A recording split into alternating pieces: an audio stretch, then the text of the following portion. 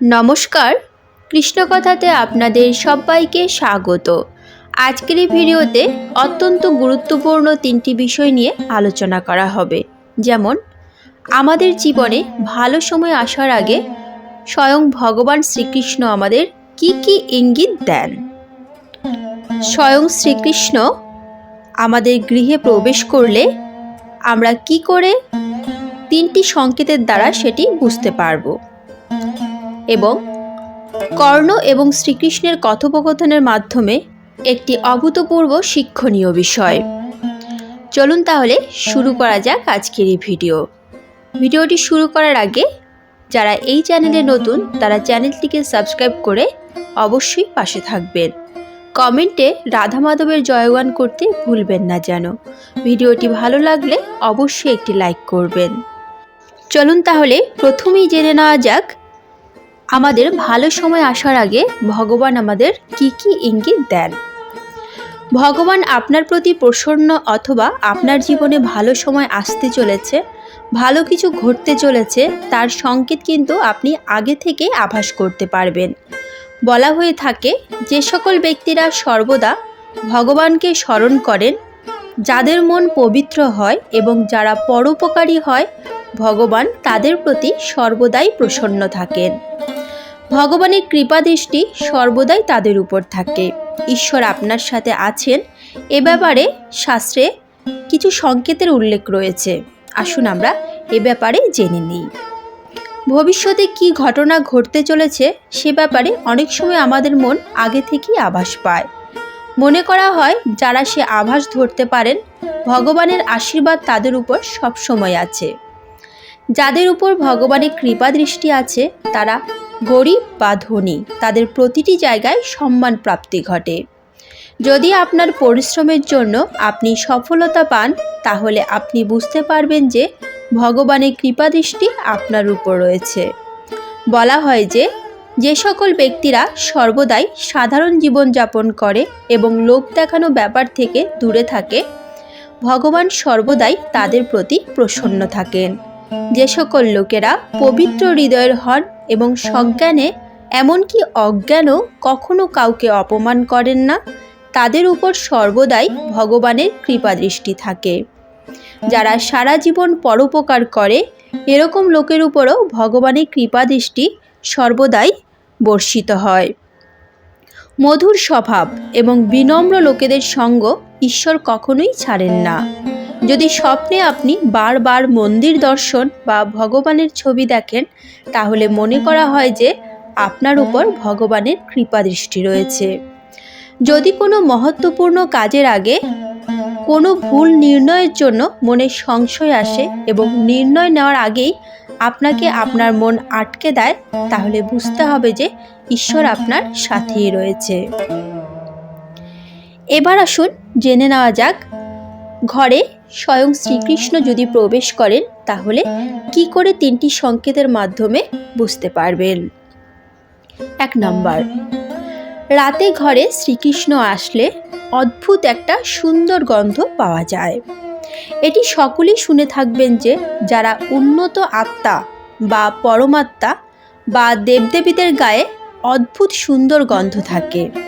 তারা যেখানেই গমন করেন বা অবস্থান করেন সেখানেই এই সুন্দর গন্ধ পাওয়া যায়। 2 নম্বর, হঠাৎ করে আশেপাশের পরিবেশ পরিবর্তন হয়ে যায়। অদ্ভুত একটা শীতল আবহাওয়া বিরাজ করে। একটা ইতিবাচক শক্তি প্রবেশ করে আপনার নিজস্ব সত্তাকে জাগিয়ে তুলবে। আপনি নিজেকে অনেক আত্মবিশ্বাসী বোধ করবেন এবং হৃদয়ে এক পরম শান্তি অনুভূত হবে। ঘুম থেকে উঠে যখন আপনি আপনার গৃহের ঠাকুর ঘরে প্রবেশ করবেন, তখন আপনার মনে হবে সিংহাসনটা যেন অনেক উজ্জ্বল দেখাচ্ছে, শ্রীকৃষ্ণের বিগ্রহ যেন জ্বলজ্বল করছে। 3 নম্বর, বাড়ির গৃহপালিত পশু পাখির আচরণের পরিবর্তন। বাড়ির বিড়াল কুকুর যদি দেখেন কোনো একটি নির্দিষ্ট দিকে দীর্ঘক্ষণ তাকিয়ে লেজ নাড়ছে, অত্যন্ত খুশি অনুভব করছে, তাহলে বুঝতে পারবেন আপনার গৃহে অত্যন্ত শুভ অলৌকিক শক্তির প্রবেশ ঘটেছে। মনে করা হয় যে বিড়াল কুকুর এ ধরনের অলৌকিক ক্ষমতাকে আগে পর্যবেক্ষণ করতে পারে, তাই তাদের প্রতিক্রিয়ার এরূপ পরিবর্তন সুনিশ্চিত করছে আপনার গৃহে দৈব শক্তির অনুপ্রবেশ ঘটেছে। এবার চলুন জেনে নেওয়া যাক শ্রীকৃষ্ণ ও কর্ণের কথোপকথনের মাধ্যমে একটি অত্যন্ত গুরুত্বপূর্ণ শিক্ষণীয় বিষয়। কর্ণ শ্রীকৃষ্ণকে প্রশ্ন করছেন, আমার জন্মের মুহূর্তে আমার মা আমাকে ত্যাগ করে নদীতে ভাসিয়ে দিলেন। অবৈধ সন্তান হিসেবে আমার জন্ম হয়, আমার কী দোষ? আমাকে একজন ক্ষত্রিয় হিসেবে বিবেচনা না করায় আমি দ্রোণাচার্য থেকে শিক্ষা নিতে পারলাম না। পরশুরাম আমাকে শিক্ষা দিলেন বটে, কিন্তু যখন জানতে পারলেন আমি কুন্তির পুত্র, একজন ক্ষত্রিয়, তখন আমাকে অভিশাপ দিলেন যেন সব কিছু ভুলে যাই। ভুলবশত ধনুর্বিদ্যা চর্চাকালে একটি গাভীকে হত্যা করায় ওই গাভীর পালক ব্রাহ্মণ আমাকে অভিশাপ দিলেন যে মৃত্যুকাল উপস্থিত হলে আমার রথের চাকা মাটিতে বসে যাবে এবং আমি এই গাভীর মতোই অসহায় হয়ে যাব। দ্রৌপদীর স্বয়ম্বর সভায় আমাকে সুতপুত্র বলে অপমানিত হতে হলো, যদিও অবশেষে কুন্তী তার সন্তানদের রক্ষার জন্য সত্য বললেন। আমি যা পেয়েছি তা দুর্যোধনের অনুকম্পায়, তাহলে দুর্যোধনের পক্ষ নেওয়ায় আমার কি ভুল হলো? ভগবান শ্রীকৃষ্ণের উত্তর, কর্ণ, আমার জন্ম একটা কারাগারে। আমার জন্মের আগে থেকেই আমার মৃত্যু অপেক্ষা করছিল।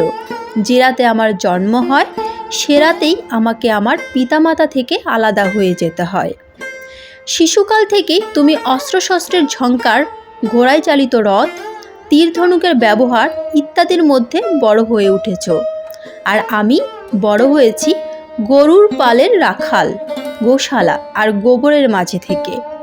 তাছাড়া আমার হাঁটা শেখার আগে থেকেই আমার জীবনের উপরে আসছে বিভিন্ন ধরনের হত্যার প্রচেষ্টা। আমার অস্ত্র শিক্ষা তো দূরের কথা, কোনো শিক্ষাই নেই, অথচ লোকজনদের থেকে শুনতে পেলাম তাদের সমস্ত সমস্যার জন্য আমিই দায়ী।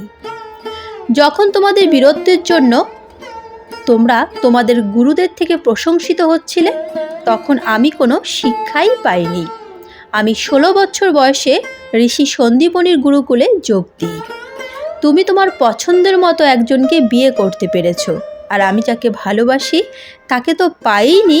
তদুপরি যারা আমাকে বিয়ে করতে চেয়েছে শুধু তাদেরকেই নয়, এমনকি যাদেরকে আমি অসুরদের থেকে রক্ষা করেছি তাদেরকেও বিয়ে করতে হয়েছে। জরাসন্ধ থেকে বাঁচার জন্য আমাকে আমার সম্প্রদায়ের সবাইকে নিয়ে যমুনার তীর ছেড়ে সমুদ্র উপকূলে আশ্রয় নিতে হয়েছে। সেজন্য আমাকে কাপুরুষ বলা হয়। যদি দুর্যোধন যুদ্ধে জয়ী হয় তাহলে তুমি অনেক প্রশংসিত হবে, অনেক উপঢৌকন পাবে। ধর্মরাজ জয়ী হলে আমি তো একজন দোষী, অন্যায়কারী, সমস্যা সৃষ্টিকারী হিসেবে গণ্য হয়ে থাকব। একটা কথা মনে রেখো কর্ণ, প্রত্যেককেই জীবনে প্রতিবন্ধকতার মুখোমুখি হতে হয়। জীবন কারো জন্য সুন্দর, সুখময় এবং সহজ নয়। কোনটা সঠিক, কোনটা ধর্ম, সেটা তোমাকে বিবেক দ্বারা অনুভব করতে হবে। তুমি কতটুকু পক্ষপাতদৃষ্ট ছিলে, কতবার তুমি কারো মর্যাদাহানি করেছো বা কতবার অধঃপতিত হয়েছো, তা কোনো ব্যাপার নয়। গুরুত্বপূর্ণ হলো ওই সময়ে তুমি কিরূপ প্রতিক্রিয়া দেখিয়েছো। পক্ষপাতদুষ্ট বা অশোভনীয় কাজ করতে তোমাকে ভুল পথে চলার অনুমতি কেউ দেয়নি।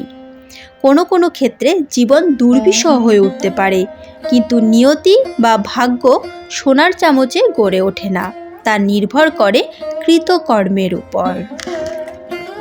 আজকের মতো ভিডিওটি এখানেই শেষ হলো। আশা করি আপনাদের ভালো লেগেছে। তাহলে আজ এ পর্যন্তই, দেখা হচ্ছে পরবর্তী ভিডিওতে। ভালো থাকবেন, সুস্থ থাকবেন। জয় শ্রীকৃষ্ণ, রাধে রাধে। সব শেষে আমার সাথে বলুন সেই মহামন্ত্র শুধু একবার, হরে কৃষ্ণ কৃষ্ণ কৃষ্ণ হরে হরে, হরে রাম রাম রাম হরে হরে।